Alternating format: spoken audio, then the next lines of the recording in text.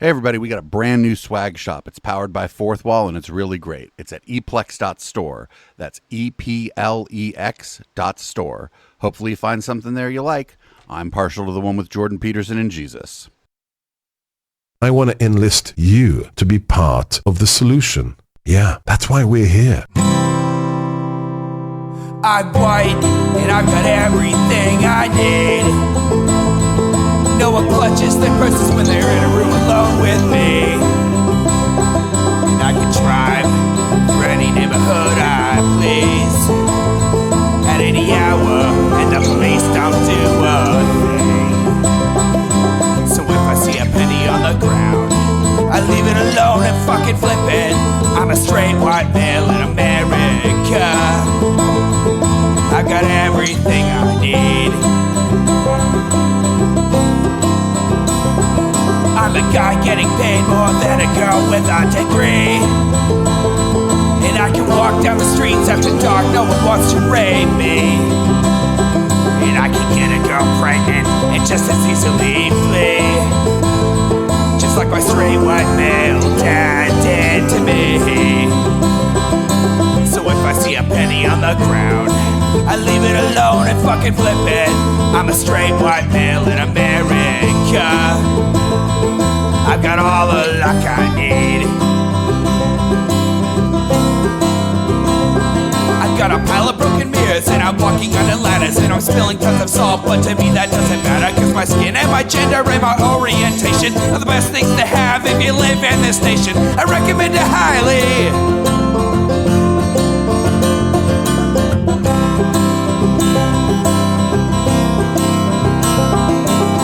If I see a penny on the ground, I leave it alone and fucking flip it. I'm a straight white male in America. I've got all the luck I need. Shit's gonna work out for me, cause I'm a straight white male in America. I've got all the luck I need. Hey everybody, welcome to the Intellectual Dollar Tree. We do this show live every Wednesday, usually at 7 p.m. Pacific, but the heat wave has caused us to push this back to 9 p.m. Pacific. And no, HK, you cannot actually air condition a two-car garage. Oh, jeez.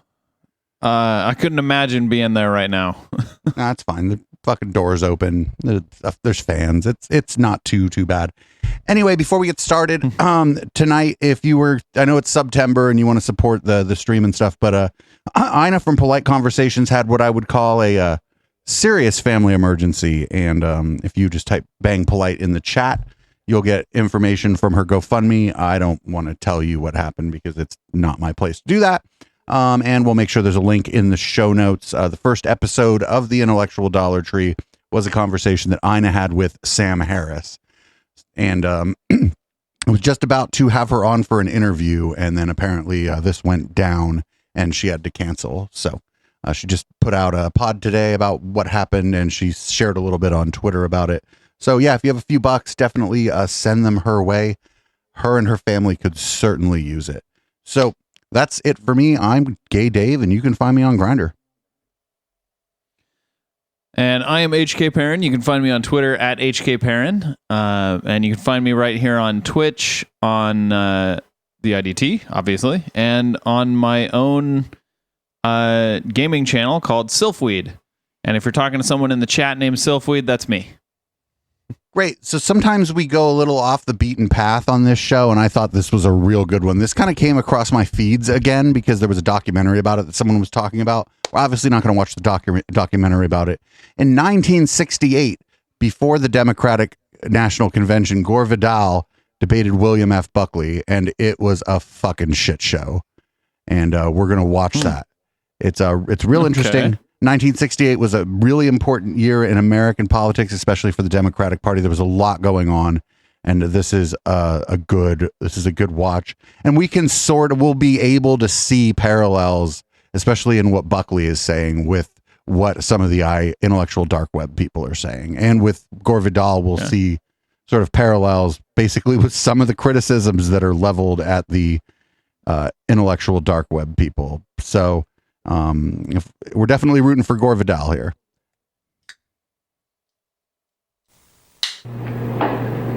Our guest commentators, William Buckley and Gore, are with us in Chicago after their was that? successful Max debut Headroom? as convention commentators in Miami Beach. William Buckley, conservative commentator, columnist, and editor of the National Review, on the defensive in Miami, may now take the offensive, but I beg to put the first question to Gore Vidal, author, playwright, increasingly also a commentator. Mr. Vidal, do you feel more comfortable philosophically here than you did in Miami? Philosophically, I wonder if that word will ever be used again while we're here in Chicago. I feel more at home in a way. The Miami Beach was a sandbar with a drawbridge and a rather homogenized convention. This place is, as Mr. Buckley proposes, a shambles. It's a police state. One's aware of the horrors of the world here, the smell of old blood, the shrieking of the pigs as they're slaughtered in the morning. All this reminds one of life and death. And I think the conversations that are going on now about Vietnam, to me, seem to be particularly urgent, and philosophically, two sides are being pretty well represented. The camera guy is drunk. I think I do feel home in a way, but not happy. Mr. Buckley, what do you think will be the main weaknesses the Democrats will display here in convention assembled? I think that the principal weakness of the party at this point is the collision between its ideology and the practical consequences of its ideology. In other words, if they have been able to show to America that in return for having elected a Democratic president 4 years ago and a Democratic Senate and a Democratic House, something was done to greatly speed America along its way to help America achieve stability and a sense of security, then there would have been a different attitude here among the Democrats. But primarily, I think what's bugging them is that they don't really know what to do, and under the circumstances are clutching, as so many people do under the circumstances, at ideological straws. So just for anybody who doesn't know, there were massive protests at the 1968 Democratic National Committee. Just massive protests. So that's what this guy's talking about. But he's claiming that it's like their ideology doesn't match with reality, and that's why the thing's a shit show. But that's not the case. I'm not prepared to go over all of the turmoil or even any of it really at the 1968 Democratic National Committee, because I did not do that kind of preparation. Anybody can look that up, though. There was a lot going on, and this guy's going to try to take advantage of it in this debate, and I don't think he's going to do a very good job of it, because Gore Vidal is smart. In effect, you mentioned the Czech crisis a while ago. What effect do you think the Czech crisis is going to have on the two parties? Well, it ought, I should think, to have at least this effect, to convince us that the romantic politics of convergence, the politics that presuppose that the Cold War, as Senator McCarthy put it last April, is, quote, over, are, as I say, politics of romance, that the real world isn't behaving according to that particular paradigm, and that under the circumstances, the leadership which presupposed the separatism of the satellite states is a leadership that made certain false assumptions of critical strategic consideration. I should think that those who view the disaster in Czechoslovakia wonder whether or not the Democratic Party has in fact achieved a foreign policy which has aided the humanitarian impulses of the liberalizing forces behind the Iron Curtain. Mr. Vidal? Well, in actual fact, there's nothing that the Democratic Party can do about the Czechoslovakian affair any more than there's anything the Republican Party can do about it. Great empires behave badly. I think you could equate, if you wanted to, the Soviet intrusion into the affairs of Czechoslovakia with our own caper in the Dominican Republic when we moved in there against a government, a possible government of which we thought we might disapprove and didn't want it so close to home. Empires behave this way, they behave very badly. I don't think anybody's happy about what's happening in Czechoslovakia, but the Democrats can do no more about this than the Republicans could do anything about Hungary, despite John Foster Dulles' great talks about opening wide his arms for all defectors from the East. The one good aspect of the Czechoslovakian thing has been, in the last 5 days, the defection of the French and the Communist parties from Moscow, and I suspect this, in the long run, is a good deal more important than the sad affairs of one country. It seems to me that the attempt to equate what we did in the Dominican Republic and what the Soviet Union has just finished doing to Czechoslovakia is at least depraved. Depraved, like we went and fucking meddled into somebody else's affairs, and it's depraved to compare it to the Soviet Union going and meddling in somebody else's affairs. After all, the first one was us. I mean, have you met us? Hello, it was us.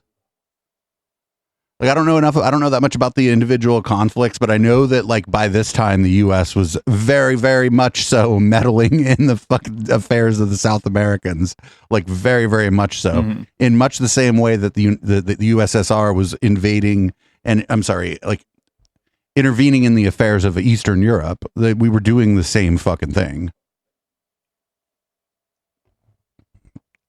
Yeah, well, a lot of what we were doing was covert because it was the CIA.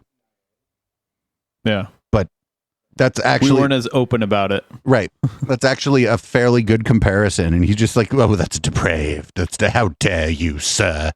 That this guy's stance is going to be, how dare you, sir? And then Gore Vidal is going to, like, give examples of and tell you why he believes what he believes of this guy. How dare you, sir?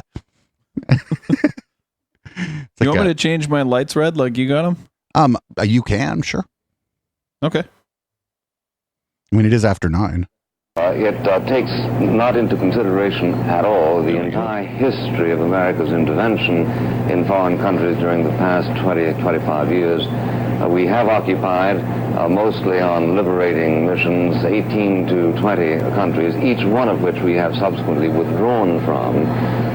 In many cases, we have withdrawn from countries that have asked us to annex them. On the contrary, the Soviet Union has... Yeah, that's right. We went and fucked with, what was it, El Salvador, did he say? I forget what it was. But they actually, like, could you actually annex us? Could you colonize us, please? Get the fuck out of here. These places, after we fucked up their shit, weren't begging to become part of America. Shut the fuck up. Like, what the fuck? Czechoslovakia, which we instantly set up in the Dominican Republic. But that's Dominican Republic. And the uneasy and self-serving attempt to excuse ourselves by pointing out the Dominican Republic. The fact is that the Democratic Party in 1964 issued a campaign platform, a phrase in which committed the Democratic Party to, quote, encourage by all peaceful means the growing independence of the captive peoples living under communism, and citing Czechoslovakia exactly. What have we in fact done to encourage them? Another platform plaque said, we pledge unflagging devotion to our commitments to freedom from Berlin to South Vietnam. Well, it certainly isn't. He's doing a thing that people do to me now too. He's like, defend this thing the Democratic Party did. I'm like, and like the answer is, I am to the left of the Democratic Party. And in this time, Gore Vidal was to the left of the Democratic Party. He certainly didn't agree with everything the Democratic Party was doing. Yeah. And so also, like, he's like leaning in on this Czechoslovakia, now known as the Czech Republic. And Vidal already answered his question. He was like, what are we going to do about it? There's another empire over there doing shit. Because to do something about it at this time, especially in 1968, would have been to start World War III. Yeah. Yeah, I'm in total agreement with him. Like, we couldn't do anything about it. Just like it's hard for us to really do anything about Ukraine right now, because to do so might start World War III. Yeah, we certainly can't do anything directly. We're doing the best we can, like, financially. That's all we could do. Not for nothing there, and I don't want to get too far off topic because I complain at you when you do it, but that's happening over in China's neighborhood, and they're supposed to be like our trading partner. Maybe they should fucking clean up the mess in their fucking neighborhood. is it? And finally, they say that they wanted to do everything to, quote, speed the restoration of freedom and responsibility in Cuba.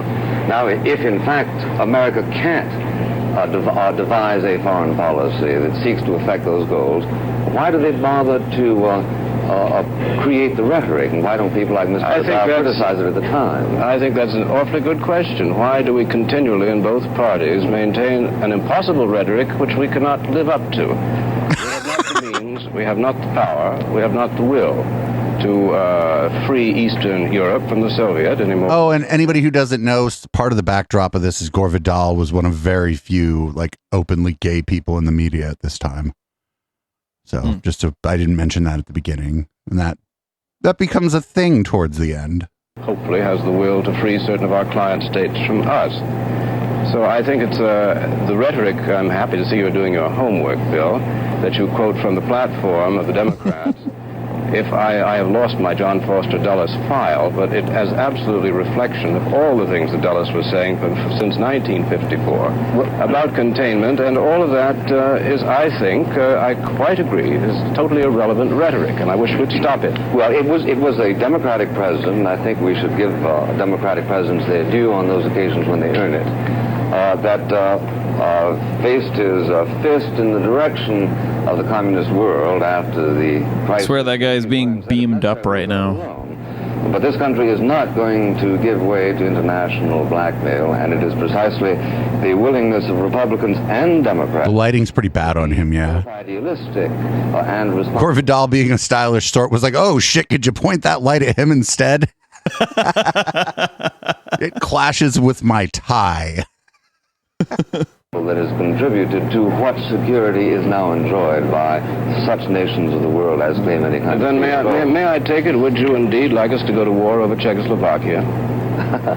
The point is that there wouldn't have been a Czechoslovakian crisis if I had been consulted 25 years ago, Mr. Bell. What the fuck? That's Weinsteinian, right? Like, that's Eric and Brett Weinstein. If they would have consulted me, none of this would have happened. If they would have asked me, I could have solved the entire world's problems. Fucking complete. That's so Weinsteinian, right? He thinks he's going to solve all the problems. But the answer to, like, that was the obvious, like, the path this guy was going down on Czechoslovakia, now known as the Czech Republic, is the path he was going down is the obvious question is like, well, what do we do? Do we go to war? And he's just not going to answer it. He's like, oh, I would have solved this 25 years ago. Probably it's like, what would you do now, though? Right, like, but 25 years ago. It's now. He probably would have just nuked the Soviet Union right after World War II. He'd have been like, well, we already nuked somebody. Fuck it. But we're consulting you now, Bill. The purpose of statesmanship is to abort crisis. You specialize in looking crises in the face and saying irrelevant things about how impossible it is to do anything about them. The Republicans specialize in avoiding crises. Oh, they do indeed. Often by avoiding. Have you noticed that we haven't had any major wars when the Republicans are in? Well, but or have you not done your homework? If I may say so, no thanks to you, because you, after all, favor the invasion of Cuba, which I understand is still a basic Cuba Republican line. Well, the invasion of Cuba, which was undertaken by a Democratic administration, was unfortunately, like the defense of Vietnam, something that was done halfway, i.e. it was unsuccessful. I don't believe in days of pigs. Oh, you don't? Well, because they're failures. I must say, right. I don't see any reason why you're not a Democrat, because there are many Democrats who enormously agree with you. There's a marvelous quotation of Hubert Humphrey in Saigon, 31st of October, 1967. This is our great adventure, and a wonderful one it is. Now, that general idea, plus the desire to contain Cuba, yes, but and in your case by force of arms, in our case by, I must say, the Democrats on one occasion with the Bay of Pigs said that they believed in the policy of intervening militarily in the affairs of other countries. I happen to think that that is an immoral and bad idea, and that has been the general line of Eugene McCarthy and now Senator McGovern. Well, this, to me, is the great debate of this convention.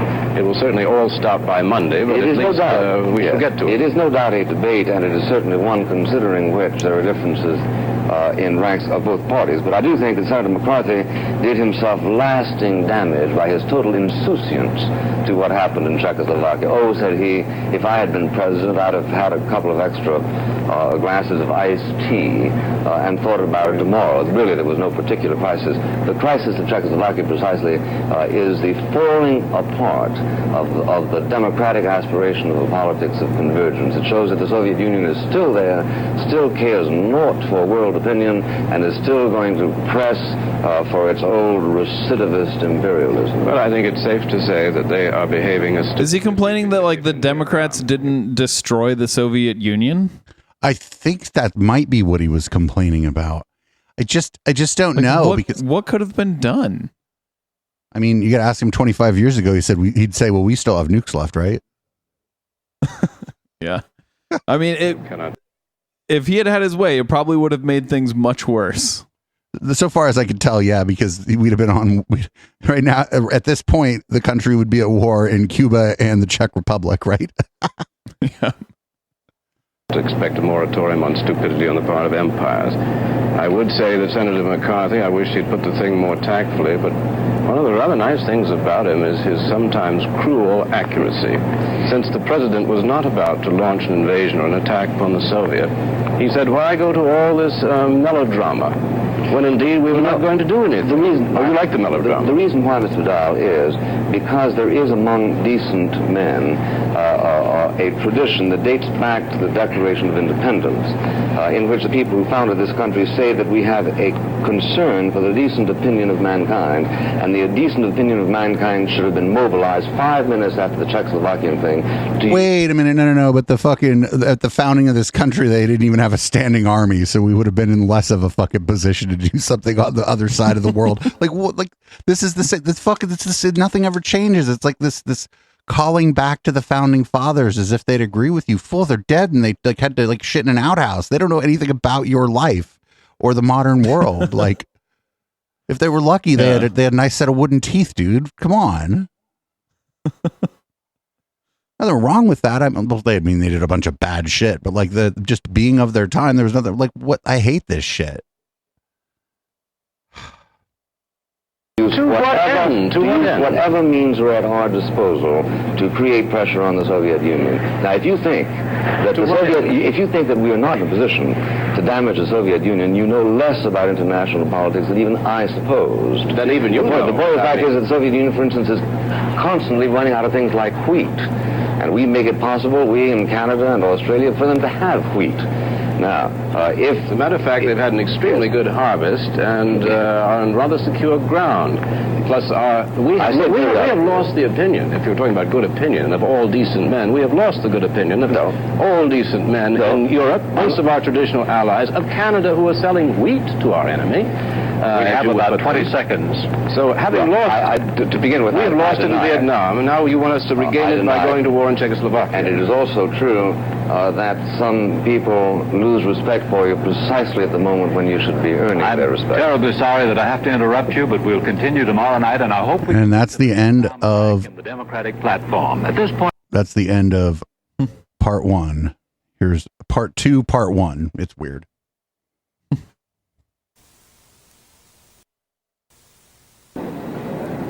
The main source of contention on the floor of the convention tonight is the Vietnam plank of the newly published Democratic platform.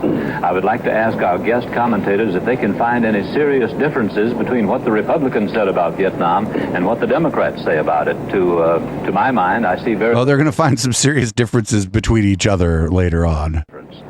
Our guests are the playwright Gore Vidal, a Democrat, a former candidate for Congress from New York State, and William Buckley, editor, and a former candidate for mayor of New York City. Mr. Buckley, will you begin?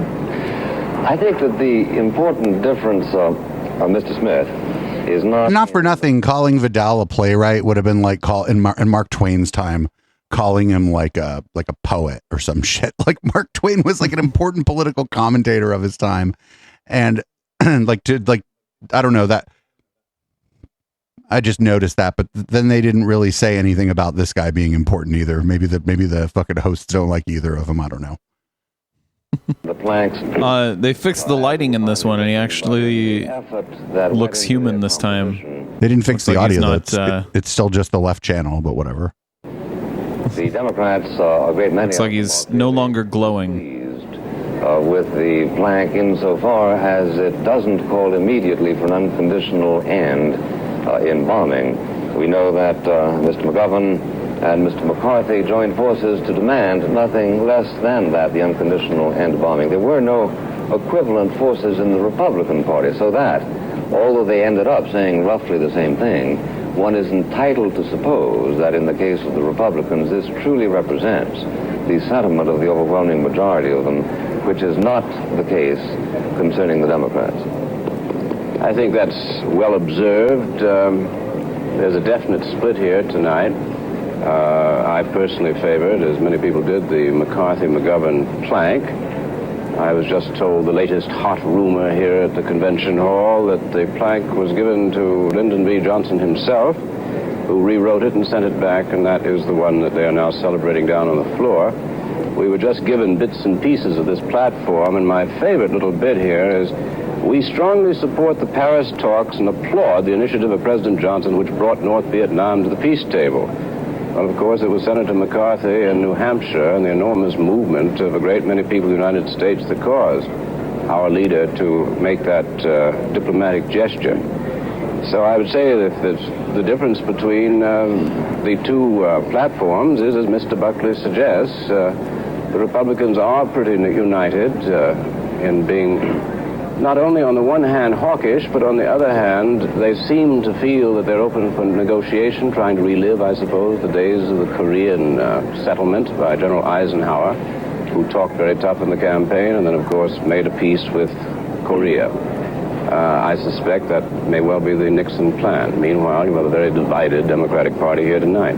What can the Republicans do that the Democrats can't if Nixon is elected, Mr. Buckley? Well, if Nixon is elected, it seems to me that...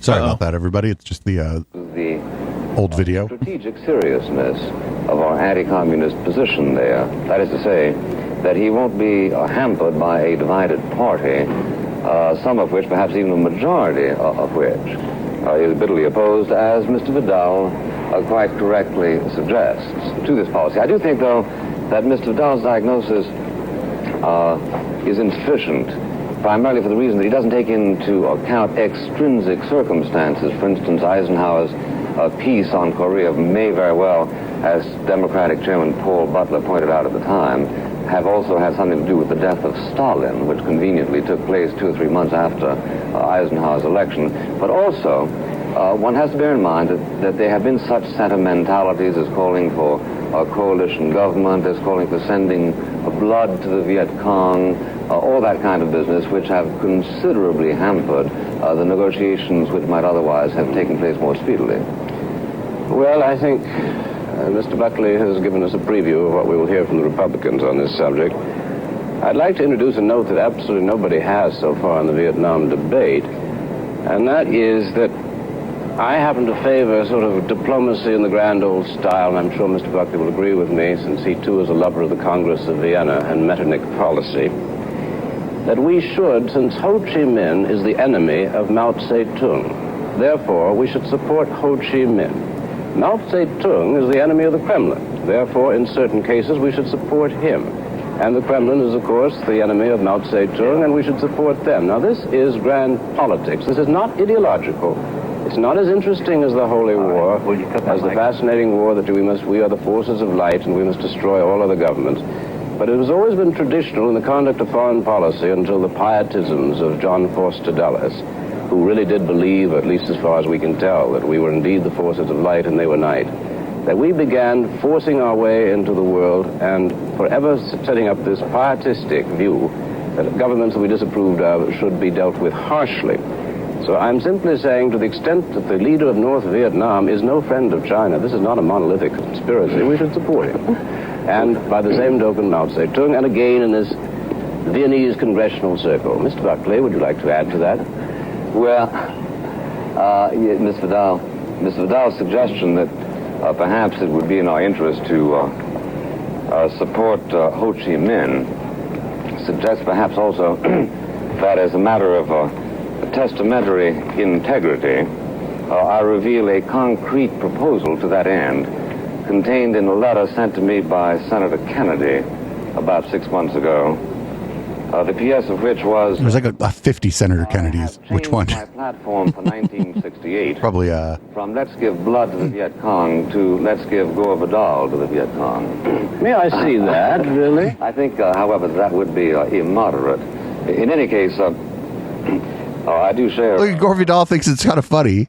Like, the other guy would have been hella mad. Would have been like, actually, we'll just send you to the Viet Cong. He'd have been like, how dare you? Look at him. He's like, ah.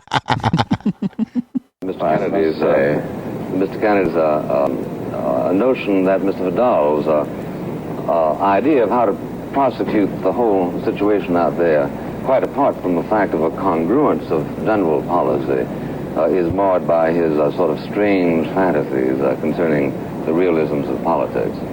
I must say, I'm looking at this. What a very curious handwriting. It also slants up. Sign of a manic depressive. I did see that. Whether you forged it or not, I don't know, and I will have to have my handwriting experts, the graphologists, will have to look at it. Whoa, that guy's psycho. Did you see him? Look. Not since the Dreyfus case, and we had such evidence brought into court. But it's very, very amusing and has nothing to do with the case. The fact that he was writing you letters makes me terribly suspicious of him as a presidential candidate. I will say that. I'm not talking on the about actual fact, Kennedy, you know. This is Senator Bobby Kennedy. Yes, I realize. I recognize the handwriting. So he said, he had some notes about you makes for me. you Yes. suspicious. Yeah, it makes me very suspicious what he might have been like as president. But to get back to the plank, it's been fun inspecting your correspondence, but that what matters here is that we have, in a word, lost the war. And I think that was really the impression that the McCarthy-McGovern people have been trying to give the country, that we must get out of this. It's cost us $100 billion. It's cost us... Ooh, I wonder, was this before Walter Cronkite went on the air and told the American people we lost in Vietnam? Because I think this might have been before that. Because a lot of people thought that was the end of the Vietnam War when Walter Cronkite got on TV at fucking 5 o'clock or whatever it was and just basically told everybody that we lost, even though we were totally still there. I don't know if this was before. I think that might have been 69 that he did that. Anyway. Gore Vidal's right. We had already lost. Like there was nothing to win in the first place. But we had still managed. We lost. We had lost at this point. Like there was nothing to win, right? Like what were we going to win there? Snatch defeat from the jaws of also defeat. Yes, that's the story. The Vietnam story. They are not without point. Now wait a minute. We have nothing to gain by this war. Now wait a minute. The activity of the United States in North Vietnam cannot be categorized as genocide by anyone who doesn't accept the postulates of the Communist Party. Their postulates being, of course, that we are interested in killing people for the sake of killing people. The distinction being how many people is it necessary to kill in order to pursue a perfectly legitimate military mission. A distinction that has been honored during the past 1,000 years. But we have not lost the war in Vietnam.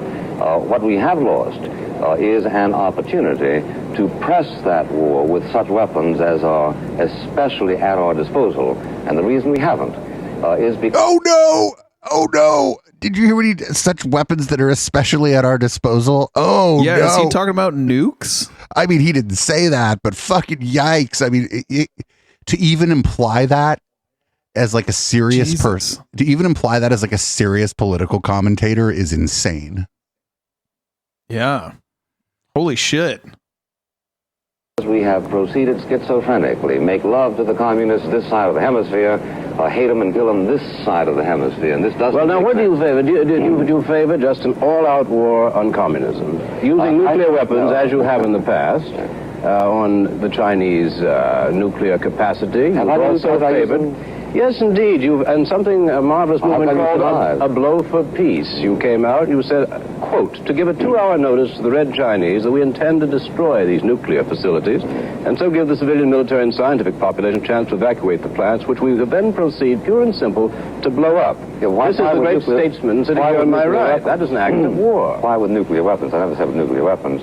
No, but you just heavily implied nuclear weapons, if I'm not mistaken, dude. Like, did this such weapons that are, what did he say? Not exclusively, that are particularly at our disposal? Yeah. It sounded to me like he was bemoaning the fact that we weren't nuking Vietnam. Like, Yes, that is exactly what he was doing. Sounded like that. In my view, for all I'm concerned, the point is... Oh, well, what is the difference? Or he was essentially saying, we could win, all we got to do is nuke them. If you want on another country, If you want to change what you finished saying a moment ago, I will welcome any change. In 68, we were past the event horizon of anybody ever winning a war with a nuclear weapon again. We were past the fucking like nuclear winter event horizon. Yeah, we could have destroyed a huge portion of the world if we had done what this guy wanted to. I favored nuclear bombing in Red China. For the record, I did not. I favored bombing. I favored alongside a number of very serious military strategies, a preemptive strike against the nuclear facilities of Red China. And you expect But even if you use conventional weapons and you drop them on a nuclear facility, you've just created a nuclear bomb. If you intentionally blow up a nuclear facility, there's going to be fucking fallout everywhere. It wouldn't be a nuclear fusion bomb, but it would have the same effect. At least, maybe not for as far out, right? Because the explosion wouldn't be as great. But if you lived within 10 miles of that fucking thing, it wouldn't matter to your dead ass whether or not it was a fusion bomb or just a bunch of conventional weapons dropped on a nuclear power plant. It would likely be more radioactive material, though. So it would probably be even more deadly than just blowing up an actual nuclear bomb. And for longer, too, because the shit would all be in the ground. Oh, it would be a disaster. Yep. Seriously. A position which was explored by President John F. Kennedy in the fall of 1963. And should be thought of by all serious people who not only are against the nuclear bomb in the cafe society, dear Mr. Buckley, but in the sense of trying to do something about it. If the bad guys have got the nuclear bomb, and we don't want to have it. You're both much better when you don't talk at the same time. Could we take turns? Yes, well, I would like to just pick up that point. Yeah. I would like to pick up that point.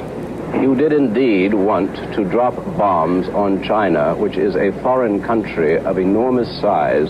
It is no business of ours, I should think, to begin a Pearl Harbor, give them a Pearl Harbor. You have also advocated the invasion of Cuba and what you call the immediate enactment of the Monroe Doctrine, something I suspect you have never read because the Monroe Doctrine ceased to exist in fact since 1917. Monroe Doctrine, for your information, happened to be dependent upon foreign powers in the United States in this hemisphere were not to be allowed, but by the same token, we would maintain ourselves outside European affairs. We abrogated that by going to the First World War. So, in effect, the Monroe Doctrine does not exist in this case. It is a laborious job to straighten out history after you've had a couple of sentences go at it. The distinction was that we would not go to Europe except at the invitation of Europe.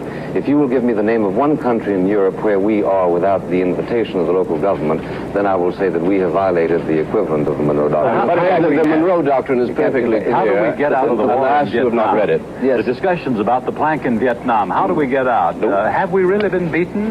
The answer is that we have not been beaten, Mr. Smith. The answer is that we are negotiating in Paris at this moment because the enemy feels the pressure of a 4-5 year effort by the United States and South Vietnam and certain of its Asian allies. It's not this simply because Senator McCarthy got 43,000 votes in New Hampshire. This isn't the way Haiphong works, Hanoi works.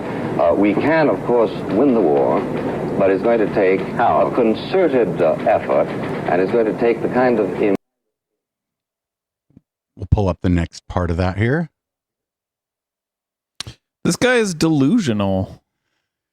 Yeah, I don't... So far, I'm not very... This was like...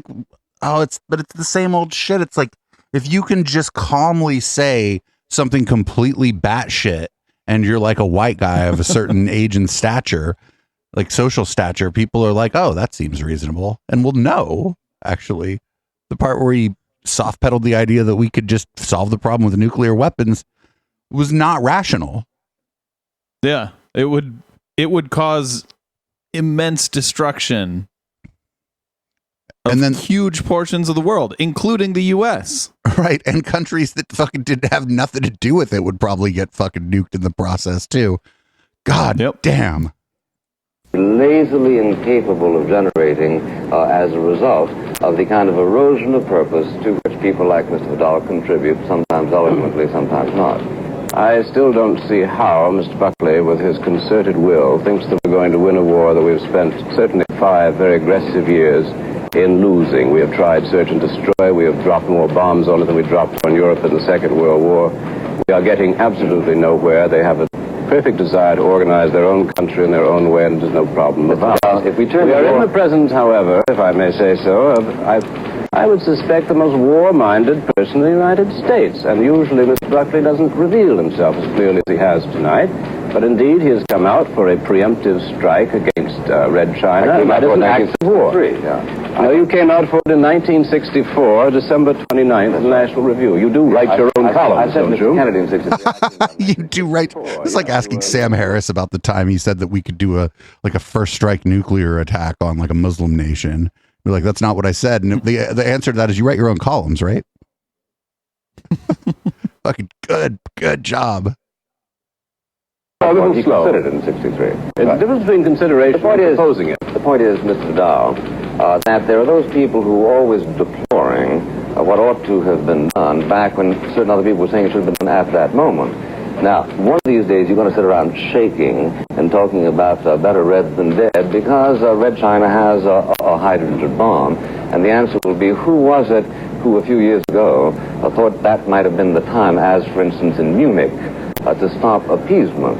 I don't say that life is going to be completely easy, completely non-dangerous. We are, however, very dangerous. I know that that very bad people. I know that you're very interested in Munich and interested in the past. And of course, He's just assuming that everyone in charge of a country that isn't the United States is just as crazy as him.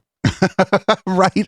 It's like, well, we dropped a bomb on somebody, and then after we obliterated one of their cities for I could see maybe you could try to justify the first bomb we dropped onto Japan, but that second one, no, dude, we're crazy. Like, yeah, like we crazy. Not everyone I recall. Yes. Well, somehow the good judgment of the country maintained itself. And here we are today, and you were talking in the... Well, what he's saying is like, if we don't strike them first, they're going to strike us. And it's like, no one's going to strike anyone. I said we could win. But you said you will. We must. I said we could, Mr. Vidal. But you don't... Could we or should we? Oh, well, obviously we should. Aha, well, that's all we needed to know. Now, here he sits. Take a good look at the leading warmonger in the United States. Bill, don't you point your tongue at me now. Keep it in your cheek where it belongs. Well, if I'm the leading... Whoa! Whoa! Don't stick your tongue out at me. Leave it in your cheek where it belongs. Like, old-timey insults were the best. Yeah. He was just accusing him of not being a serious person. Yep.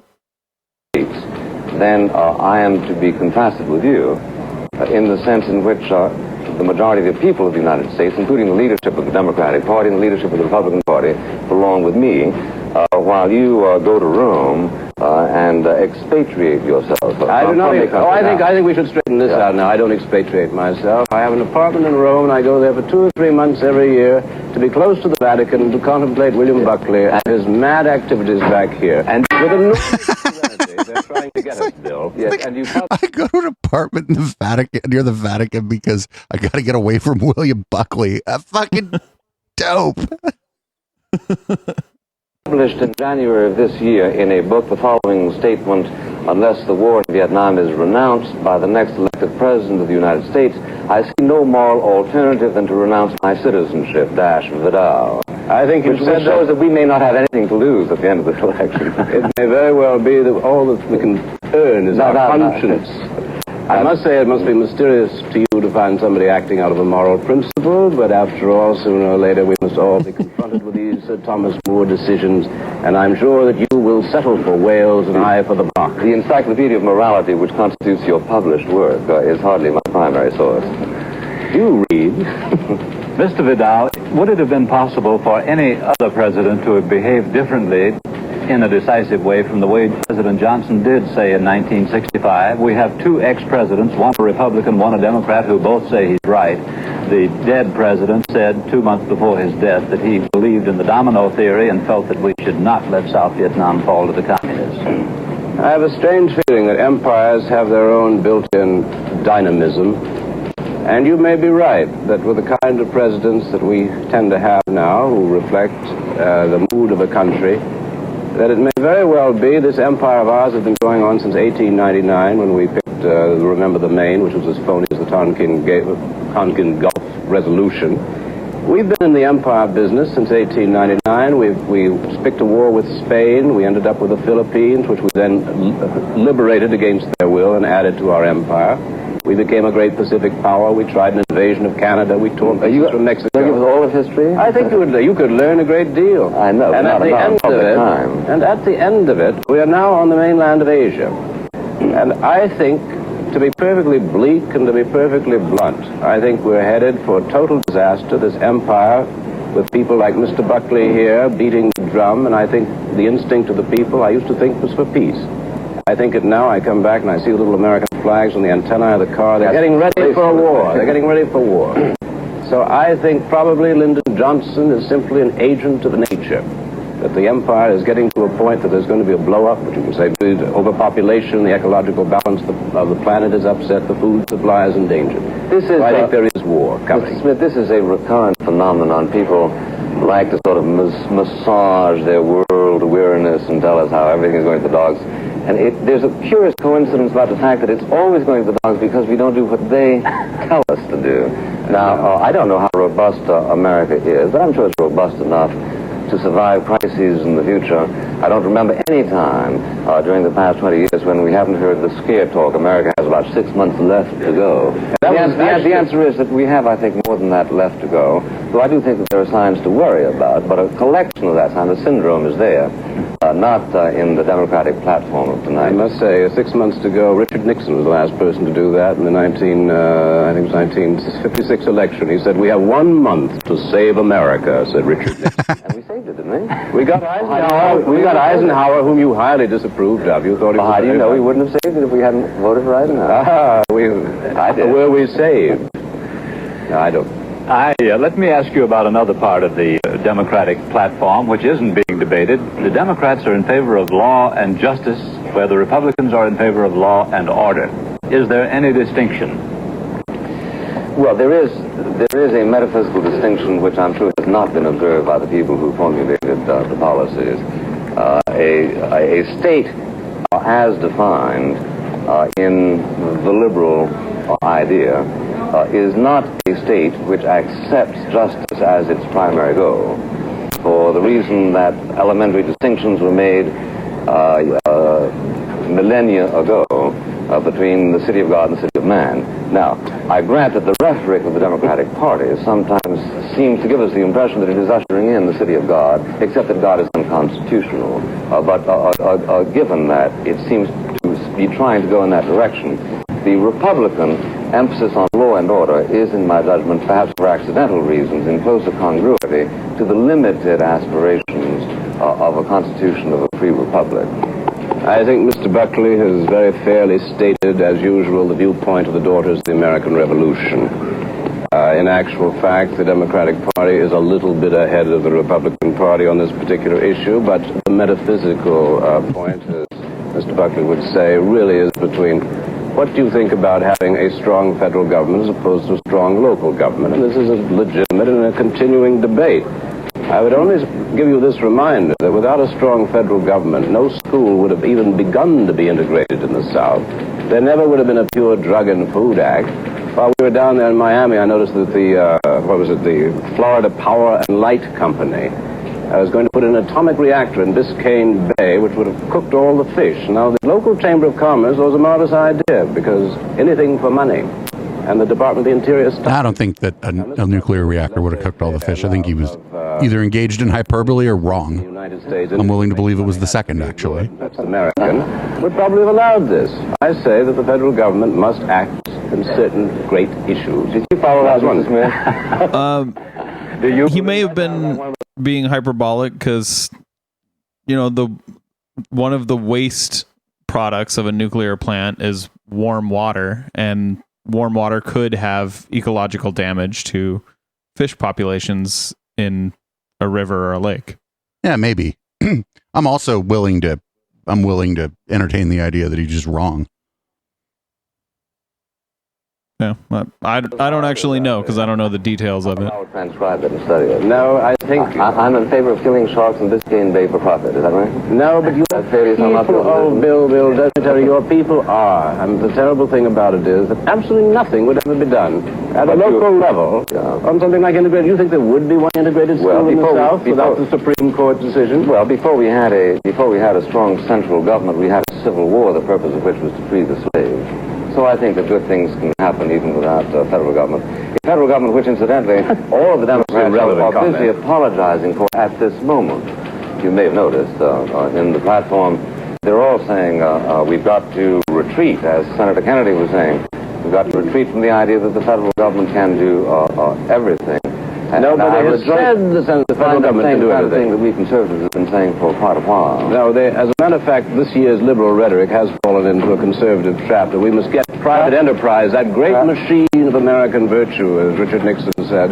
This alone can help us in the ghettos with the Negroes. Well, private enterprise won't. They'll get the tax cut he promised them. And that'll be the last we hear, because they're there to make money, not to do... Don't you understand, Vidal, that the making of money is, according to systems discovered 300 years ago with the beginning of economic liberty, a way of helping people, because it is a way of making goods available to people at a cheaper price. Henry Ford made a lot of money, but he also reduced the price of cars from $5,000 to $500. Got it? Got it? I would say offhand... I think this is the last remark. Can you do it in one line? I would, yes, just simply in one line, that it has been a great pleasure to observe America's leading hawk and great heart with his enormous compassion. Don't stick your tongue out, Bill. Once again, in action. That was a long line. We must break it off there, and we'll continue tomorrow night. And we have the third part, but so far it's pretty good. The audio and video have been kind of bad on it, but it is from 1968. If I would have had more time, I would have probably gone through and cleaned up the audio, but there would have been nothing I can do about the clipping and popping that was going on. Somebody in chat had said, oh, wouldn't it be nice if we had conversations like this today? And I actually think the problem with possibly having conversations like this today is somebody like William Buckley would never talk to somebody like Gore Vidal with a moderator in our times. They might say the person comes in bad faith. Yeah. We kind of do have these conversations every once in a while, and then the conservative learns that they shouldn't have those conversations because they look bad. Well, not in every case, but it just depends on the subject matter and whatnot. But the other thing is, like, the version of this that kind of carried forward is this, what I call it civility porn, where it's like civility above substance almost. So like the civility of it was good, but the other thing is that this is backed up by substance, and that both of these people are actually saying what they mean. Where today we end up in these kinds of conversations, maybe where the civility is almost the goal of the conversation, and maybe nobody says exactly what they mean or whatever. And then you end up with like the Joe Rogan show or the Sam Harris show, which is like kind of a shitty facsimile of the thing that we're watching right now. Mm-hmm. So we're going to we got part 3 and part 4 to get through. The pod may run a little longer than usual, but I think we'll still get it in under 90 minutes for the podcast part. And to our two guest commentators, William Buckley and Gore Vidal, and to ask them it went black and white this time. They've made about the security that we have seen all week, and leftist audio, and the events tonight on by that I mean the left channel on this convention hall. Who is first? Mr. Vidal first. I think there's very little that we can say after those pictures that would be in any way adequate.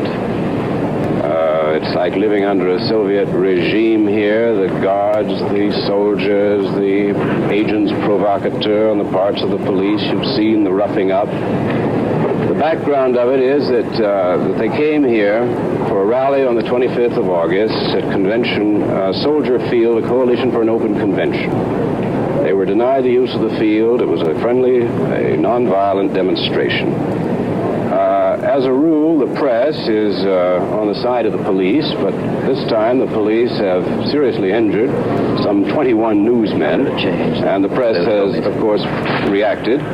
And on top of that, television is duly upset with Mayor Daley for other reasons. I'd just like to point out that picking up a newspaper at random on my way here, the Chicago Daily News, there's a columnist called Mike Royko, who says Thomas E. Ferran, the U.S. attorney, says Chicago police have shown, quote, wonderful discipline in their handling of the Lincoln Park demonstrators.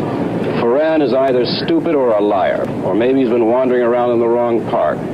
Chicago's police, for his information, have been beating innocent people with, to coin a phrase, reckless abandon.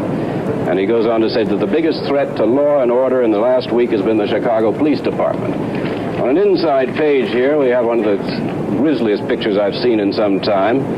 It shows a group of police standing and laughing as they have thrown into the water a young man on a bicycle.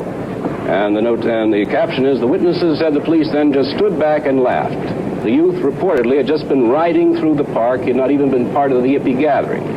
I wonder if we can let Mr. Buckley comment now for a short while. The distinctions to be made, Mr. Smith, He's all Antifa is violent.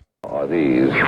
Number one, do we have enough evidence to indict a large number of individual Chicago policemen? It would seem from what Mr. Burns showed us that we do.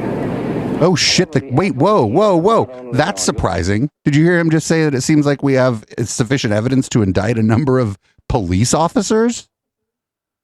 He said it seems from what Mr. Vidal is saying we do, right? Yeah. So maybe he's about to maybe he's about to barf all over this cake he just baked. I mean, you ever seen a cake that you felt like barfing on? when the icing is like just that sugar shit, you're like, oh God. Your program tonight, but during the past 2 or 3 days in Chicago, has been to institutionalize this complaint so as to march forward and say that in effect we have got a police state going here. We've got a sort of a fascist situation. One young man approached me last night and said, are you aware that Mayor Daley is a fascist? To which my reply was no. And if that is the case, why didn't John Kennedy and Bobby Kennedy, whose favorite mayor he was, indict him as such and teach? It's actually not illegal to be a fascist. That's why. The point is that policemen violate their obligations just the way politicians do.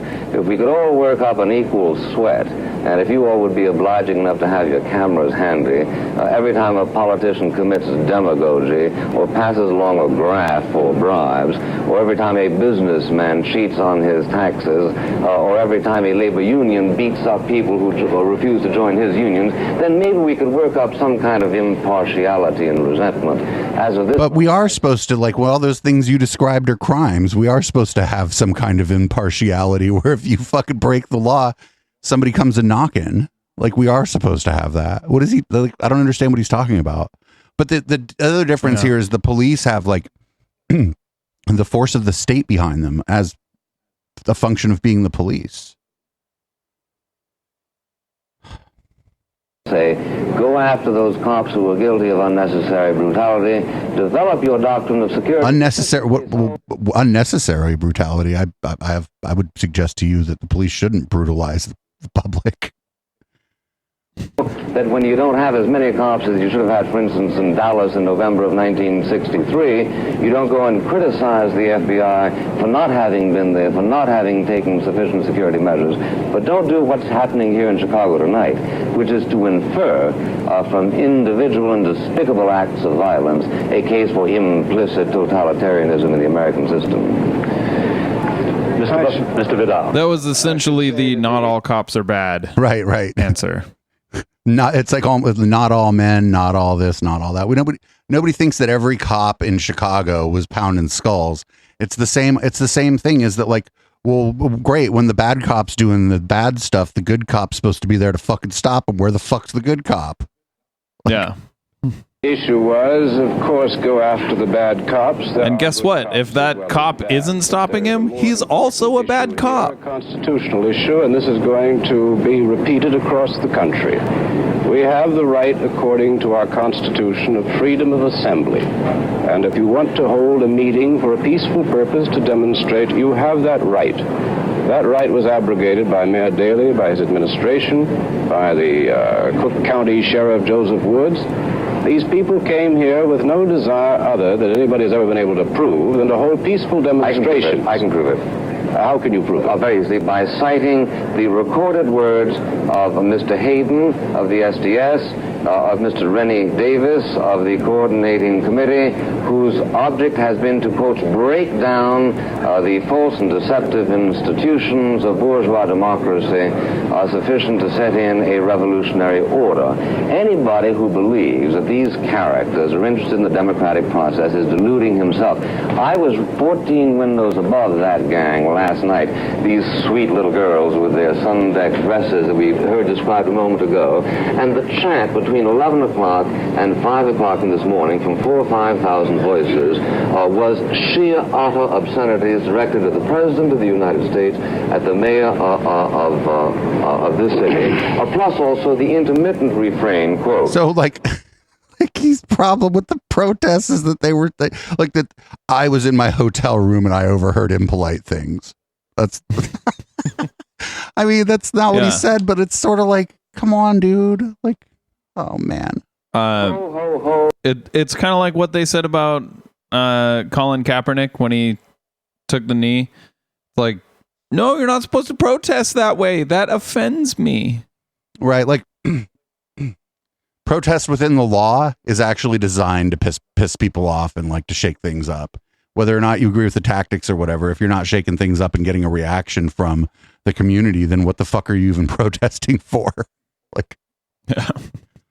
Ho Chi Minh, the NLF is sure to win. This is their way of accosting American society concerning their brothers, their sisters, their uncles, their fathers who are being shot at by an enemy to which, wrongly or rightly, nevertheless, we are fighting. I say it is remarkable that there was as much restraint shown as was shown, for instance, last night by cops who were out there for 17 hours without inflicting that's their job.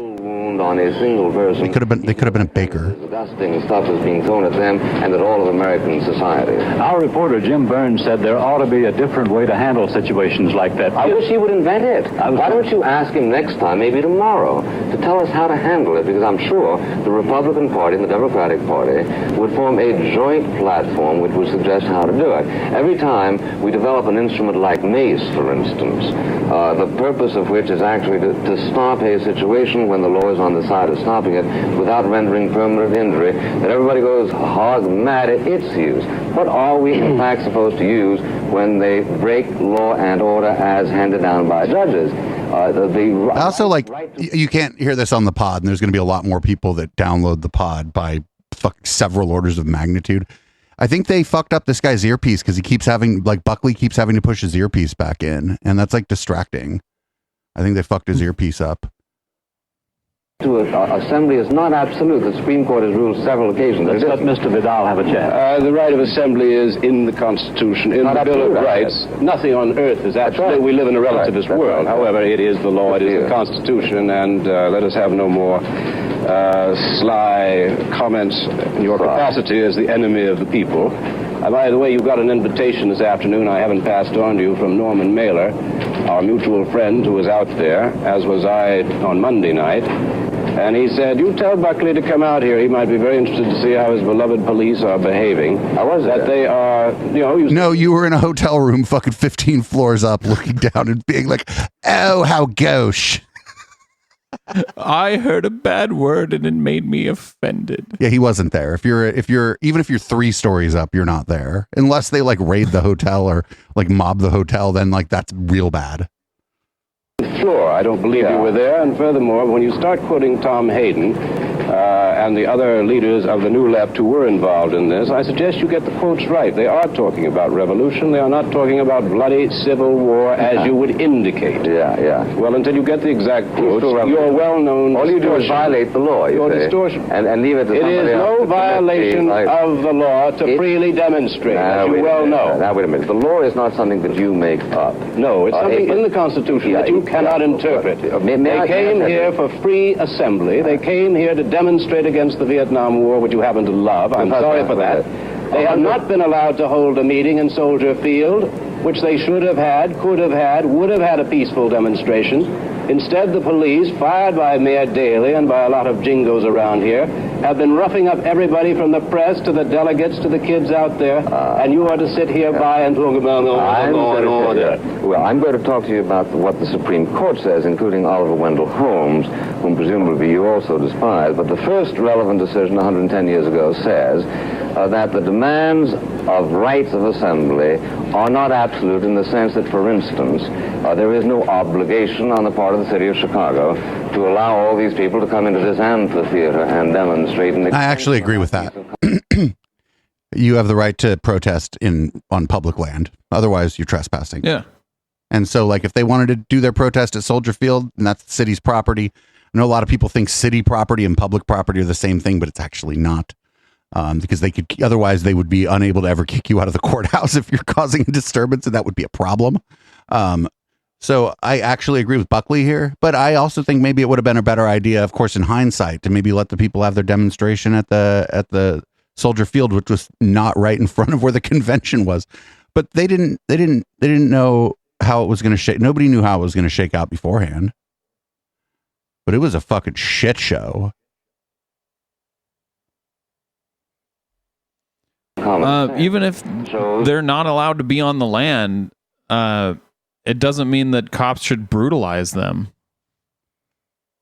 This wasn't that far out from the civil rights movement, so the fire hoses and shit. To say that you cannot arrange a demonstration in such a way as to interfere with other people's freedoms. Mr. Burns admitted a moment ago that these people were interrupting the freedoms of people to cross the street, for instance. Freedom of the people to cross the street. They were given a license to demonstrate at that a particular moment. However, when they were in the parks on Monday night when I observed them, I watched the police come in like this from all directions, standing. They were sitting there singing folk songs. There were none of the obscenities which your ear alone seems to have picked up.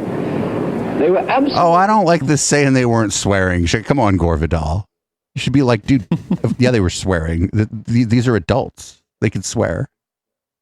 Well behaved. And suddenly the police began. You'd see one little stirring up in one corner, then you would suddenly see a bunch of them coming in with their nightclubs, and may I say, without their badges, which is illegal. Mr. Vidal, wasn't it a provocative act to try to raise the Viet Cong flag in the park in the film we just saw? You have every right to do that. Raising a Nazi flag in World War II would have had similar consequences. You have every right to do both of those things, but I would suggest that those things are qualitatively different.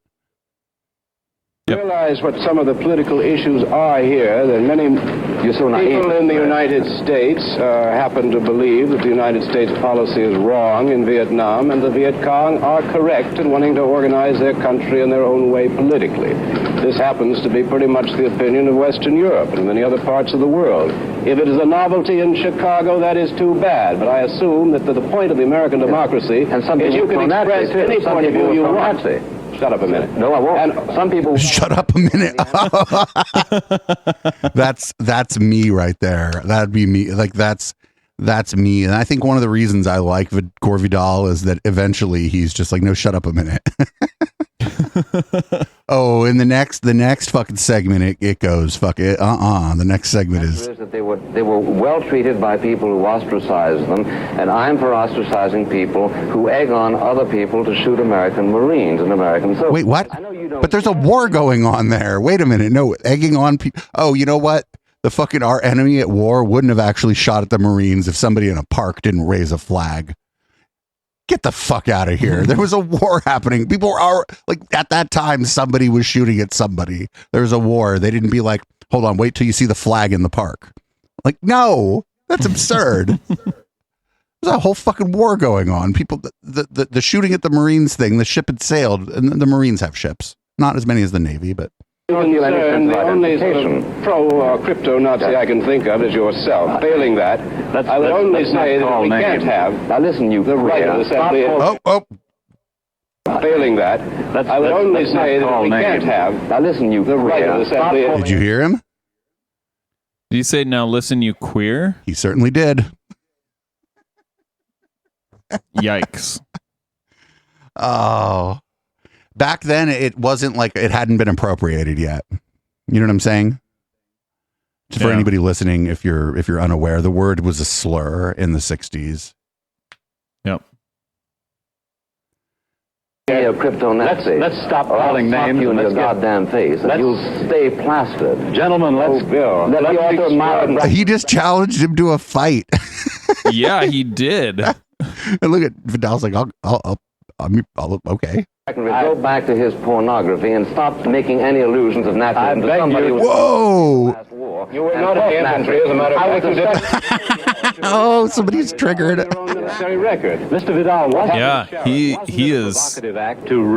His short fuse has gone off. What the United States is doing. It is not a provocative act. You have every right in this country to take any position you want to take because we are guaranteed freedom of speech. We've just listened to a rather grotesque example. Now let's not talk at the same time, Mr. Buckley. Certain acts that are lawful are nevertheless provocative. I'll give you an example.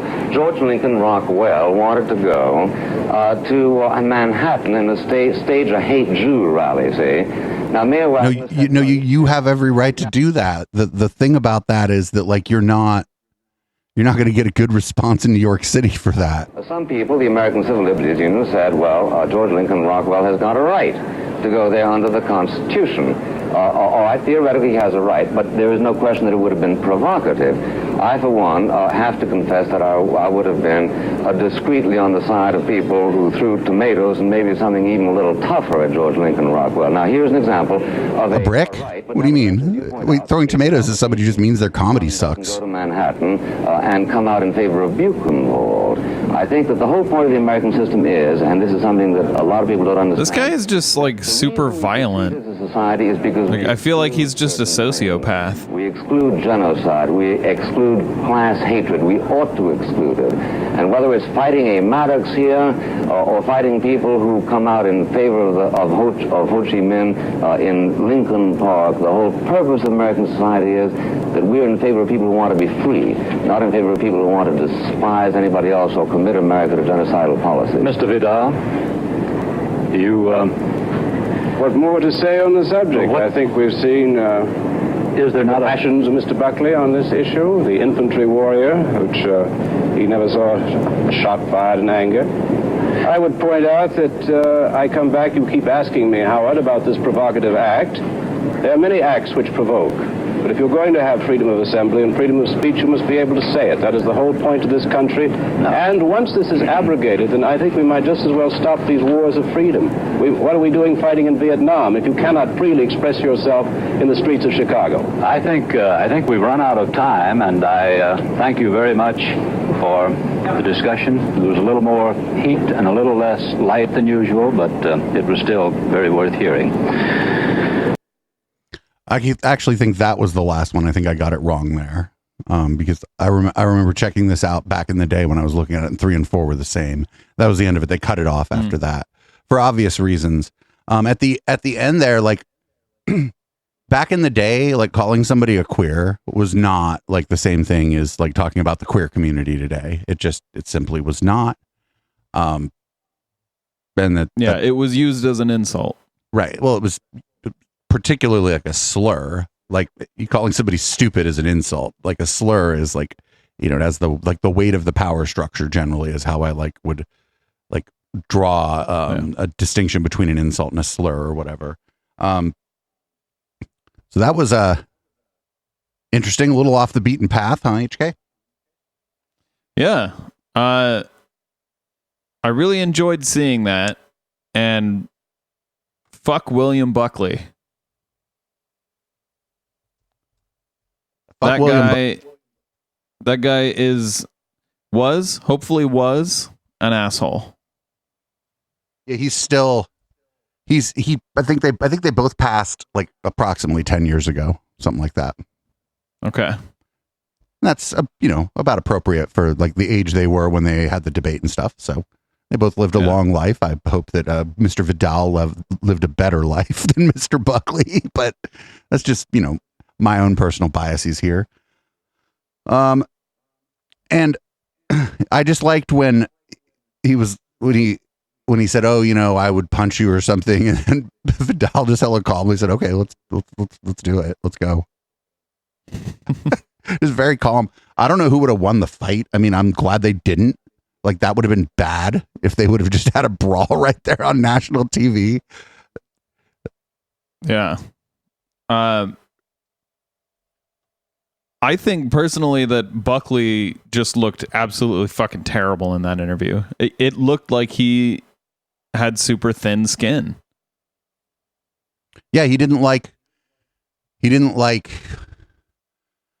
some of the facts, and he didn't like any of the character assessments that were being any character assessments and any like calls back to things he had done in the past. Those things seemed to fluster him. Yep. And if you could imagine, that sort of is one of the things we talk about on this show sometimes. Yeah. I would say he's more violent than the kind of people who we usually cover. Like the IDW people. But I think hasn't Eric said some like kind of violent things? Jordan Peterson is the one who's like, I'd slap. Remember when somebody said, "Oh, you call me a fascist, I'd slap you happily." Oh, okay. And then he also said something like just this last week about how like, something about, I'd fight you or whatever. And I like posted something about like, I would very much like this person to assault me because 1, I'd get to defend myself, and 2, I'd get to file a civil suit, and then I'd get to build an even better new studio. But yeah, it was good. I'm glad we covered it. And I think like going back in time sometimes is really important. The other times we've gone back in time was one of our best episodes, I think, was the David Miscavige interview, going back to the early 90s. Yep. And I don't think you were here for it. I think me and historian Matt actually did it. We watched some propaganda from the John Birch Society. Oh, okay. Yeah, I was here for the David Miscavige one. John Birch Society, I don't think I was. But just kind of looking back through sort of these kinds of like intellectualized movements that I think are like kind of hateful or want to take rights away from people or want to control people, just looking back through them. And when this kind of stuff is given like as Alex from the Q Origins Project called it, academic window dressing, just looking back and seeing how it's nothing new.